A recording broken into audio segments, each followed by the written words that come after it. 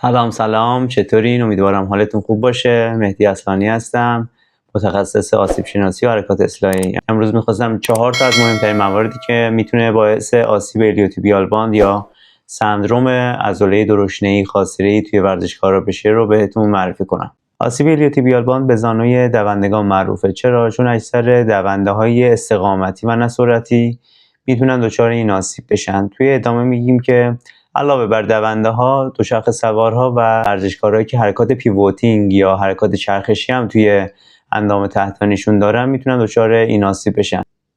اول بریم ببینیم که عضله ایلیوتیبیال باند از لحاظ آناتومیکی کجای بدن قرار گرفته، سر ثابت و متحرکش کجاست و همچنین چه وظایفی رو توی مفاصل زانو و ران میتونه انجام بده. برو بریم. این عضله توی بخش لترال یا خارجی مفصل ران قرار گرفته و ادامه فاشیای عضلات TFL یا تنسور فاشیا لاتا، سرینی بزرگ و سرینی میانیه که سر متحرکش میاد میچسبه به برجستگی جردی استخوان تیبیا. پس با توجه به محل قرارگیریش یه عضله دو مفصل است که هم میتونه باعث ایجاد حرکت توی مفصل ران بشه و هم باعث ایجاد حرکت توی مفصل زانو میتونه بشه. پس دقت کنین که عضله خاصره درشنه‌ای یا ایلیوتیبیال باند یه عضله دو مفصل است. همونطور که گفتم این بافت از جنس فاشیاست. فاشیا چیه؟ فاشیا اون لایه پرده مانندیه که سر تا سر بدن کشیده شده و باعث میشه که گروه‌های عضلانی محکم سر جاشون قرار بگیرن و از همدیگه جدا نشن. اگه بخوام یه مثال عینی بزنم، وقتی میخوان پوست گوسفند رو از بدنش جدا کنن، اون بافت سفید رنگی که زیر پوست گوسفند قرار داره همون فاشیا هست که توی بدن سایر موجودات و انسان هم این فاشیا وجود داره. جالبه که بدونین ایلیوتیبیال باند یکی از سفت‌ترین و سخت‌ترین فاشیاهای بدنه، به طوری که اگه بخوایم حدود 1 سانتی متر مربع ایلیوتیبیال باند رو تغییر شکل بدیم به نیروی برابر 9000 نیوتن نیاز داریم. اگه بخوام این 9000 نیوتن رو که میتونه باعث تغییر شکل حدود 1 سانتی متر مربع از بافت ایلیوتیبیال باند بشه واسهتون ملموس کنم، ماکسیموم نیرویی که ما میتونیم از طریق مداخله‌ای مثل ماساژ به بافت وارد کنیم چیزی حدود 350 الی 400 نیوتنه. یعنی وقتی من بخوام با ماساژ دادن به ایلیوتیبیال باند یا از طریق مداخله دیگه مثل فوم رول به بافتی مثل ایلیوتیبیال باند وارد کنم، حدوداً 350 الی 400 نیوتن میتونم با دستام به ایلیوتیبیال باند نیرو وارد کنم.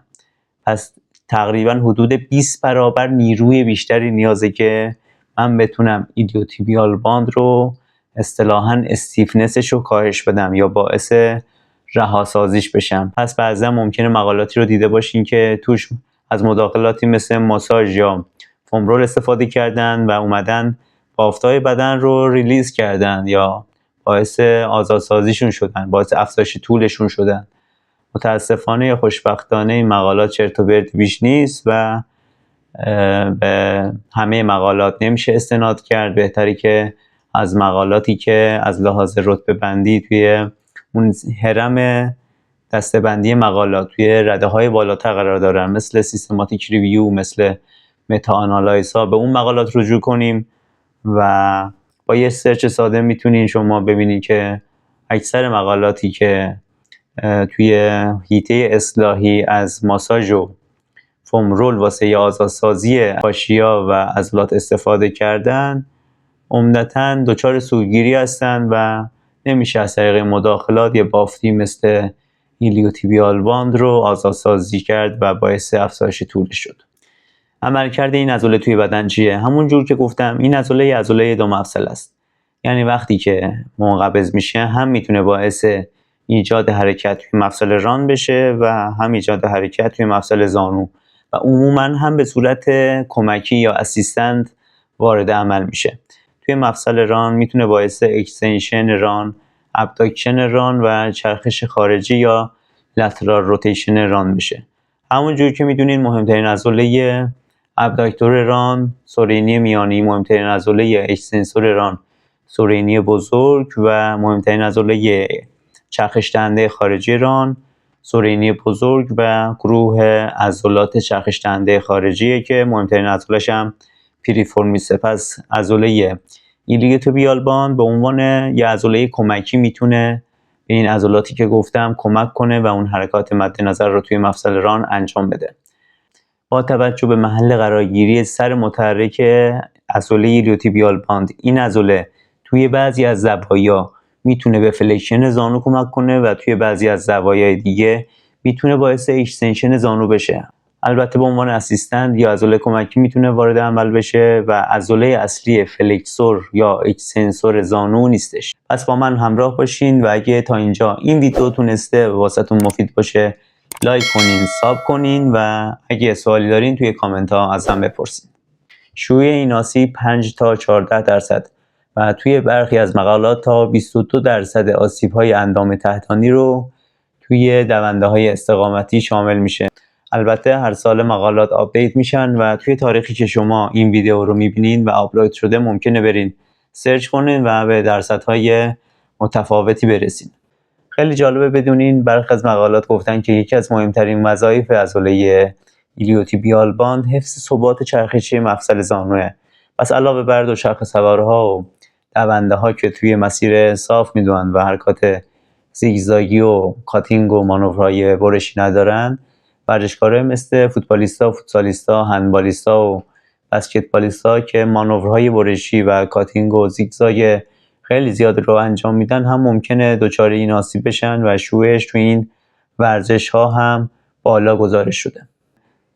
4 تا از مهمترین مواردی که میتونه باعث آسیب ایلیوتیبیال باند توی ورزشکارا بشه رو میخوام بهتون بگم که از نظر خودم 4مین مورد نسبت به بقیه موارد مهمتره. اول مورد ضعف عضلات ابداکتور ران یعنی سرینی میانی و عضلات چرخش دهنده خارجی ران یعنی سرینی بزرگ و پریفورمیسه که میتونه باعث این آسیب توی ورزشکارا بشه.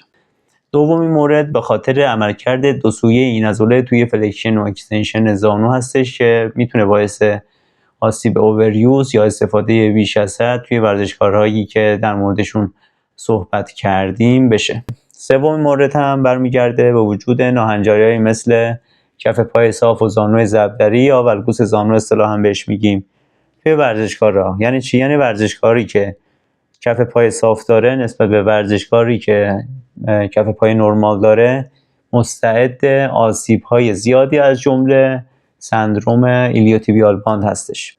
4مین مورد هم که گفتم نسبت به بقیه موارد مهمتره، افزایش به یکباره شدت و حجم تمرینه. اگه توی دونده ها بخوام مثال بزنم، مخصوصا دونده‌ای که آماتوره، مثلا تو هفته پیش هفته 4 کیلومتر میدویده، یهو این 4 کیلومتر رو میکنه 6 کیلومتر، 7 کیلومتر. این افزایش 2 کیلومتر توی یه جلسه تمرینی از مسافت دویدن میتونه باعث آسیب بشه. در ارتباط با افزایش شدت تمرین هم یه اصطلاحی داریم به اسم پیس که مربی‌ها با این پیس سرعت دویدن ورزشکاراشون رو میان مانیتور میکنن. پیس رابطه معکوسی با سرعت دویدن داره. یعنی هرچی ما سرعت دویدنمون رو ببریم بالا، سریعتر بدویم، این پیس میاد پایین. اگه ورزشکار تا هفته پیش با پیس 6-7 میدویده یعنی آروم میدویده، یه خود اگه سرعت دویدنش رو ببره بالا توی یه جلسه تمرینی، این افزایش سرعت دویدن و کاهش پیس تمرینی میتونه باعث آسیب و به ویژه آسیب ایلیوتیبیال باند توی ورزشکار بشه. خودم یادمی که به خاطر افزایش به یکباره شدت و مسافت دویدن توی جلسه تمرینی ایلیوتیبیال باندم آسیب دید. یادمی که من همیشه 5 کیلومتر 6 کیلومتر تو هر جلسه تمرینی میدویدم. یه جلسه با دوستم رفتیم بدویم چون اون دونده تقریبا نیم آماتوره و من مجبور بودم که با پیس اون و میزان مسافتی که اون گفته بود بدوم. این باعث شد که من تقریبا توی کیلومتر آخر آسیب ببینم. فکر کنم اون جلسه رو 7-8 کیلومتر دویدم. من باعث شد که توی کیلومتر آخر آسیب ببینم و تقریبا 1 ماه 1.5 ماه نتونستم به خاطر درد بدوم. و وقتی هم که جلسه اول و بعد اینکه دردم کاملا رفع شده بود برگشتم که بدوم، مجبور بودم با مسافت خیلی کم در حد 2 کیلومتر شروع کنم تا دوباره آروم آروم اون سازگاری های تمرینیمو بتونم به دست بیارم. درمانش چیه؟ مثل همه آسیب‌ها توی فاز حاد آسیب باید استراحت کنیم و یه فعالیت رو انجام ندیم که باعث درد پهلوی زانو بشه. توی درجه بعدی میتونیم از یخ درمانی یا اون عملیات پیرایس هم استفاده کنیم که خود این یخ درمانی اگه بافت دچار التهاب شده باشه التهابش رو کاهش میده و باعث میشه که مراحل درمانش یه مقدار سریعتر اتفاق بیفته. توی مراحل بعدی اون ریسک فاکتورها یا عواملی که میتونه باعث این آسیب شده رو باید بیایم بررسی کنیم و برطرفشون کنیم. یعنی چی؟ یعنی اگه کف پای صاف داریم بیایم کف پای صاف رو با تمرینات اصلاحی برطرف کنیم یا از کتونی‌های استفاده کنیم که قوس کف پا رو به خوبی حمایت میکنن، باعث میشن که پامون به پرونیشن نره. اگه مشکل از ضعف عضلات ابداکتور و لترال روتیتور رانه بیایم تمریناتی رو واسه تقویت این عضلات انجام بدیم که توی ویدیوهای بعدی من بهترین تمرینات رو واسه تقویت این عضلات واسهتون میذارم. امیدوارم این مطالب براتون مفید بوده باشه.